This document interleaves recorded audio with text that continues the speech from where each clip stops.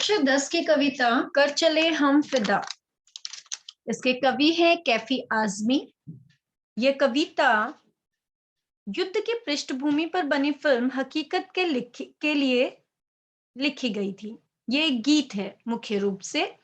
ये ऐसे सैनिकों के हृदय की आवाज बयान करता है ये गीत, जिन्हें अपने द्वारा किए गए कार्यों पर अभिमान है, नाज है।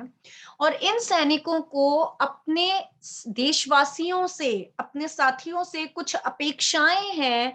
उन्हीं अपेक्षाओं की बात ये सैनिक इस कविता में, इस गीत में करते हैं। सैनिक कहता है कि हम अपने जान, अपने तन को इस वतन के हवाले कर कर जा रहे हैं, अर्थात अब हम तो कुर्बान हो रहे हैं, हम मर रहे हैं, पर अब तुम्हारे हवाले वतन साथियों, अर्थात हमारे मर जाने के पश्चात इस वतन की रक्षा की जिम्मेदारी तुम्हारी होगी।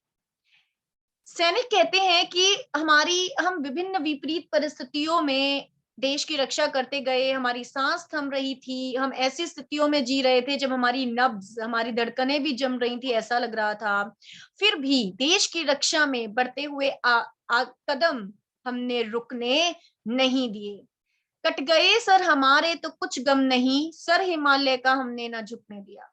कि हमारा सर देश की रक्षा में भले ही कट गया हो, हम चाहे मर जाएं, पर हमें इस बात का कोई अफसोस नहीं, परंतु हमने हमारे देश के अभिमान हिमालय को झुकने नहीं दिया, अर्थात हमने हमारे देश के अभिमान को कम नहीं होने दिया। हमने अपनी देश की सीमाओं में शत्रुओं को प्रवेश नहीं करने दिया।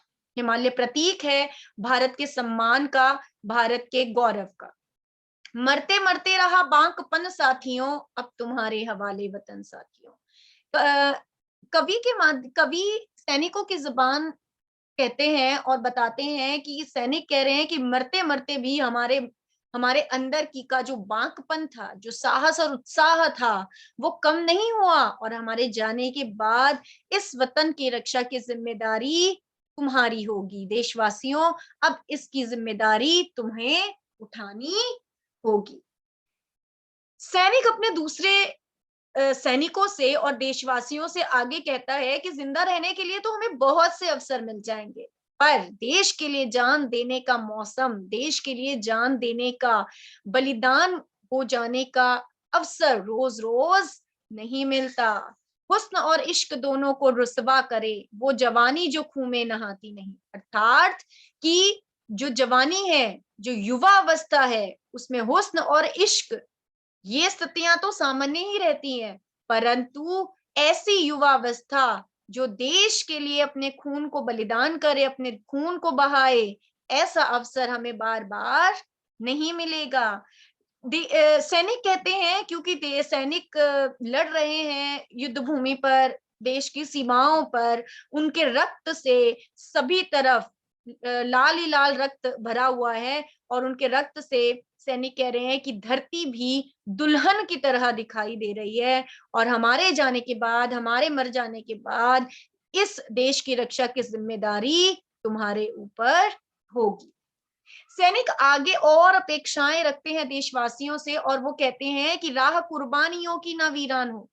कि ये जो कुर्बानियों की राह हमने बनाई है, कि हम अपने देश में शत्रुओं को प्रवेश नहीं करने देंगे, चाहे हम कुर्बान हो जाएंगे, ये वीरान नहीं होनी चाहिए। अर्थात कुर्बानियां आती रहनी चाहिए, तभी देश सुरक्षित होगा। तुम सजाते ही रहना नए काफिले, ऐसे काफिले हमें सजाते रहना होगा। आज हम मर गए, आज हमारा बलिदान देश के लिए हमने दिया है, कल तुम्हारी बारी होगी, और फिर कल किसी और की बारी होगी। ये काफिले रुकने नहीं चाहिए, ये नए नए काफिले सजते ही जाने चाहिए। फतह का जश्न इस जश्न के बाद है कि हमने अपने देश के लिए अपने प्राणों का बलिदान दे दिया। हमारे लिए यही सबसे बड़ा जश्न है, यही सबसे बड़ा उत्सव मनाने की बात है। जीत का जश्न तो हम बाद में मनाएंगे। जिंदगी मौत से मिल रही है गले, हमारा जीवन मौत से अवश्य मिल रहा है, पर फिर भी सैनिक खुश है क्योंकि वह देश के लिए बलिदान दे रहा है।